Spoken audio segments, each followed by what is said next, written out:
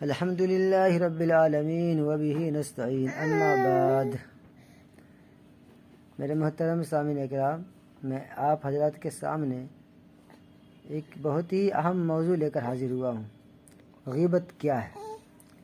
حضرت ابو ہریرہ رضی اللہ تعالیٰ عنہ فرماتے ہیں کہ اللہ کے رسول صلی اللہ علیہ وسلم نے ایک مرتبہ صحابہ رضی اللہ تعالیٰ عنہ سے فرمایا، کیا تم جانتے ہو غیبت کیا ہے؟ عرض کیا، اللہ اور اس کا رسول ہی سب جانتے ہیں۔ آپ صلی اللہ علیہ وسلم نے فرمایا، غیبت یہ ہے کہ تو اپنے بھائی کو اس طرح یاد کرے جو اسے برا لگے۔ اس پر ایک صحابی نے عرض کیا، اگر وہ بات میرے بھائی میں موجود ہی ہو جو میں بیان کر رہا ہوں تو اس کا کیا حکم ہے؟ اس پر آقائے نامدار تاجدار مدینہ محمد عربی صلی اللہ علیہ وسلم نے فرمایا، اگر تو نے اپنے بھائی کا وہ عیب بیان کر دیا، ظاہر کر دیا جو اس میں ہے، تب تو نے اس کی غیبت کی۔ اگر تو نے اس کے بارے میں وہ بات کہی جو اس میں نہیں ہے تو نے اسے بہتان لگایا۔ میرے عزیز دوستو، بھائیو، ناظرین، میرے بھائیو، اس حدیث مبارک سے معلوم ہوا کہ غیبت یہ ہے کہ کسی کا ذکر اس طرح کیا جائے کہ اسے ناگوار ہو۔ اس سے ان لوگوں کی غلطی بھی معلوم ہو گئی جو کسی کی برائی کرتے ہوئے یوں کہتے ہیں کہ ہم نے غلط تو کیا نا، ہم نے غلط تو نہیں کہا، ہم نے غلط تو کہا نہیں، جو کہا درست کہا، جو کہا سچ کہا۔ ارے مسلمانوں، غور سے سنو، حضور اقدس صلی اللہ علیہ وسلم نے فرمایا، جو کوئی برائی یا عیب کسی کے اندر موجود ہو پھر اس کو بیان کرے تو غیبت ہوگی، اور اگر اس کے اندر وہ خرابی اور برائی نہیں ہے جو بیان کر رہے ہو تو یہ بہتان ہوگا جو غیبت سے زیادہ سخت ہے۔ غیبت کے بارے میں محمد عربی صلی اللہ علیہ وسلم کا قول، الغیبت اشد من الزنا، غیبت زنا سے بھی زیادہ سخت ہے۔ اس حدیث کے اندر اتنی تنبیہ کی گئی غیبت کرنے والوں کے بارے میں۔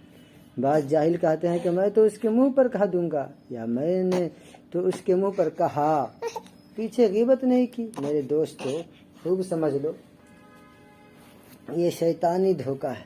اس دلیل سے غیبت جائز نہیں ہو جاتا۔ حضور اقدس صلی اللہ علیہ وسلم نے فرمایا کہ غیبت یہ ہے کہ کسی کا ذکر اس طرح کیا جائے کہ اسے ناگوار ہو۔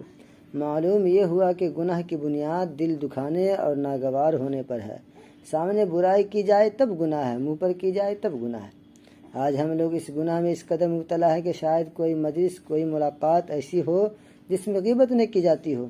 بعض مردوں اور عورتوں نے غیبت کو تو وقت کاٹنے کا مشغلہ بنا لیا ہے۔